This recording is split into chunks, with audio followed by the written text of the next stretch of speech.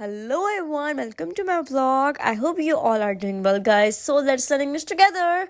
So guys, English अगर आपने सीखनी है प्रॉपर तरीके से तो मैं आप लोगों के साथ हूँ और हम लोग साथ सीखेंगे इंग्लिश, ठीक है? So guys, इंग्लिश में सबसे जो इम्पोर्टेंट है, अगर आप जानना चाहते हैं इंग्लिश में सबसे इम्पोर्टेंट क्या चीज़ है, वो है बेस. बेस किससे बनती है? ग्रामर से, ठीक है? सो ग्रामर में हमारा जो पहला चैप्टर आता है, चैप्टर 1 है द सेंटेंस, ठीक है? अच्छा guys, when we speak or write, we use words. We generally use these words in groups. As example हमारे पास आती है as little Jack Homer sat in a corner. ठीक है? अब जो little Jack Homer है वो क्या है guys? Basically वो है एक subject. ठीक है? set क्या है? बैठा हुआ है. verb है. verb होना बहुत ज़रूरी है किसी भी sentence के अंदर guys. verb के बगैर sentence complete नहीं होता. उसके बाद in a corner हमारे पास एक location आ जाती है. अच्छा जी, अब जो प्रॉपर जो डेफिनेशन है वो ये है, a group of word like this which makes complete sense is called a sentence. वो वर्ड जब मिल जाते हैं, ठीक है, वो ग्रुप ऑफ वर्ड जब मिल जाते हैं तो एक जो कंप्लीट सेंस क्रिएट करते हैं वो बनता है सेंटेंस बनता है गाइस. सो सेंटेंस कहते हैं a sentence is a group of word that expresses a complete thought typically containing a subject and a predicate. Predicate कहते हैं verb को, ठीक है? It must begin with a capital letter and end with a punctuation mark, period, question mark और exclamation mark guys, ठीक है?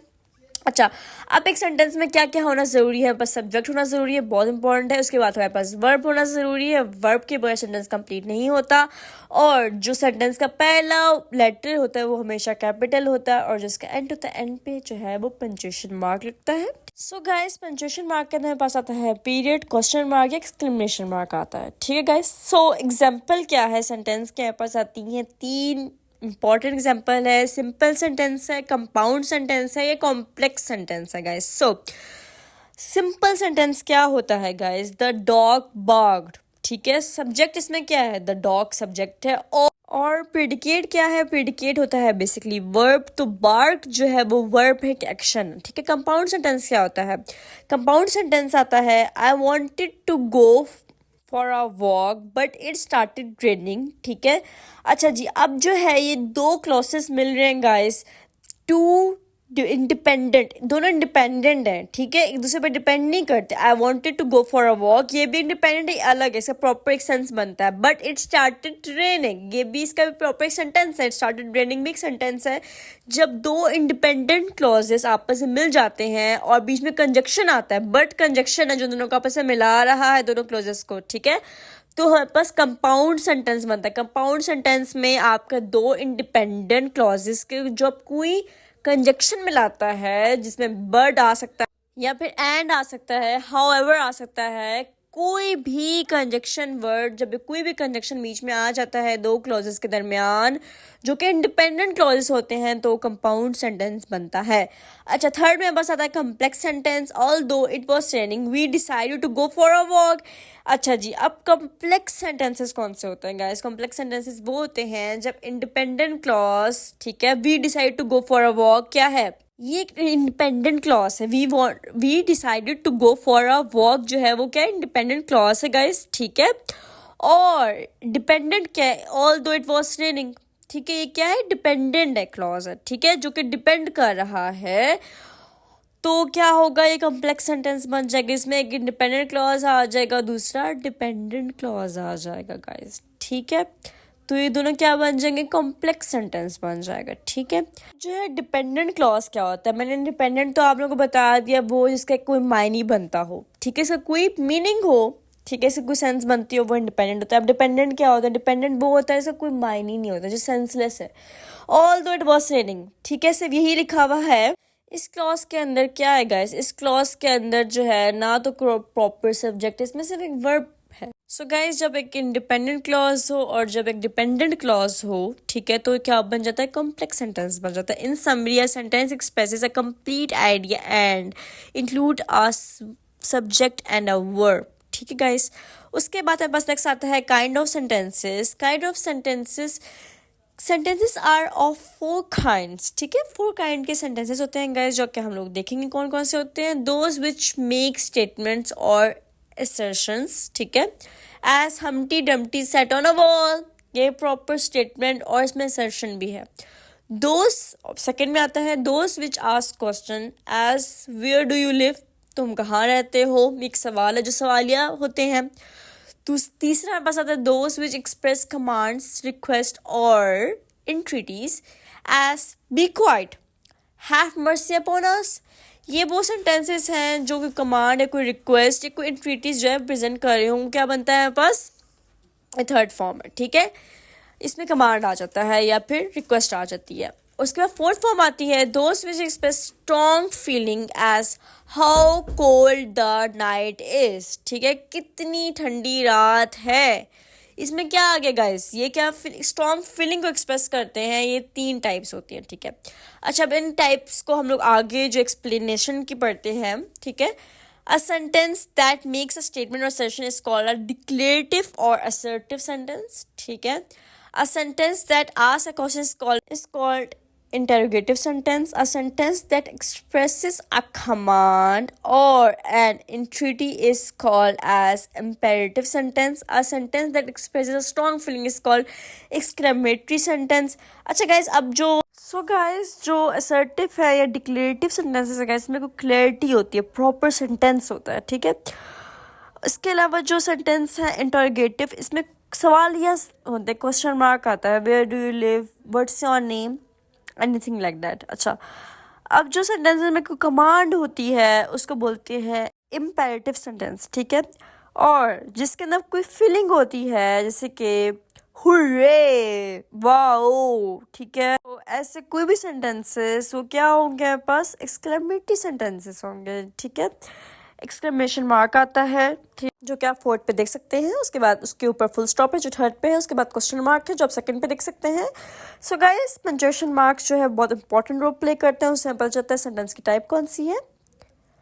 उसके बाद गाइस चैप्टर नंबर 2 है सब्जेक्ट एंड प्रेडिकेट। सेंटेंस को बनाने के 2 पार्ट्स हैं, सेंटेंस के 2 पार्ट्स होते हैं। Let's discuss this. When we make a sentence we name some person और थिंग, जिसमें पर्सन का या थिंग का जिक्र होना बहुत ज़रूरी है, ठीक है। से समथिंग अबाउट दैट पर्सन और थिंग, उसके बारे में हम कैसे डिस्क्राइब करते हैं, पर्सन और थिंग का होना ज़रूरी है। उसके बाद उसको हम डिस्क्राइब कैसे करते हैं उसका भी होना ज़रूरी है। In other words we must have a subject to speak about, हमारे पास लाजमी एक सब्जेक्ट होना चाहिए इस बारे में हम बात करें, ठीक है। और एंड वी मस्ट से और predicate about something about that subject, और हम उसके बारे में कुछ बताएं। डिस्क्राइब का डिस्क्रिप्शन होना भी बहुत ज़रूरी है, ठीक है guys. Hence, every sentence has 2 parts. The part which name the person or thing we are speaking about, this is called the subject of the sentence. So guys, subject का होना बहुत ज़रूरी है, ठीक है। उसके बाद हमारे पास जो second part आता है, the part which tells something about the subject, this is called the predicate of the sentence, जो हमें description दे रहा हो। डिस्क्रिप्शन और सब्जेक्ट दोनों हिस्से हैं, सेंटेंस के 2 पार्ट्स हैं, ठीक है। उसके बाद आता है the subject of a sentence usually come first but occasionally it is put after the predicate. Example आप देख सकते हैं, हियर कम्स द बस। अब बस जो है वो क्या है, सब्जेक्ट है। हियर कम क्या है, प्रेडिकेट है। जो है इम्पेरेटिव सेंटेंसेस के अंदर जो है the subject is left out. Imperative के अंदर जो है सब्जेक्ट होता ही नहीं है, just like sit down, stand up. इसमें क्या है, here the subject you is understood, ठीक है, thank him. Here to the subject you is understood, ठीक है गाइस। सब ये समझने वाली चीज़ है गाइस, ये समझने वाली चीज़ है, ये समझने वाली चीज़ ऐसे है गाइस कि सिट डाउन, थैंक हिम, ठीक है। अब गाइस ऐसे जो सेंटेंस इम्पेरेटिव सेंटेंसेस होते हैं, स्टैंड अप, ठीक है, कम इन, गो आउट। ऑलराइट, जो इसके अंदर सब्जेक्ट है ना sit down, here the subject you is understood. आपको पता है कि आपको कहा जा रहा है कि आप बैठ जाओ, ठीक है, आप खड़े हो जाओ, स्टैंड अप, ठीक है। अच्छा, थैंक हिम में भी आपको पता है कि आपको सब्जेक्ट का पता है। ये अंडरस्टूड से सेंटेंसेस होते हैं गाइस, इसमें कुछ मुश्किल नहीं है, ठीक है। इसमें बस हम लोग जो है वो सब्जेक्ट को यूज़ नहीं करते, ठीक है, लेकिन इसमें सब्जेक्ट, अब मैं आपको बताती हूँ, सब्जेक्ट साइलेंट है इसके अंदर। सब्जेक्ट क्या है, साइलेंट, ओके। नेक्स्ट है बस आता है exercise in grammar 1। In the following sentences separate the subject and the predicate, सही है। अब द कैकलिंग ऑफ गीस सेफ रोम फर्स्ट है, इसमें आपने जो है वो प्रेडिकेट अलग करना है और सब्जेक्ट अलग करना है। सेकेंड है पास आता है the boy stood on the burning deck. इसका भी आपको अंदाज़ा होना चाहिए कि सब्जेक्ट कौन सा है, प्रेडिकेट कौन सा है. ये सब सेंटेंसेस राइट डाउन कर लें और आप बताएं कि इसमें प्रेडिकेट कौन सा है और सब्जेक्ट कौन सा है. Tubal Cain was a man of might. ठीक है. Stone walls do not make a prison. The singing of the birds delights us. Miss Kitty was rude at the table one day.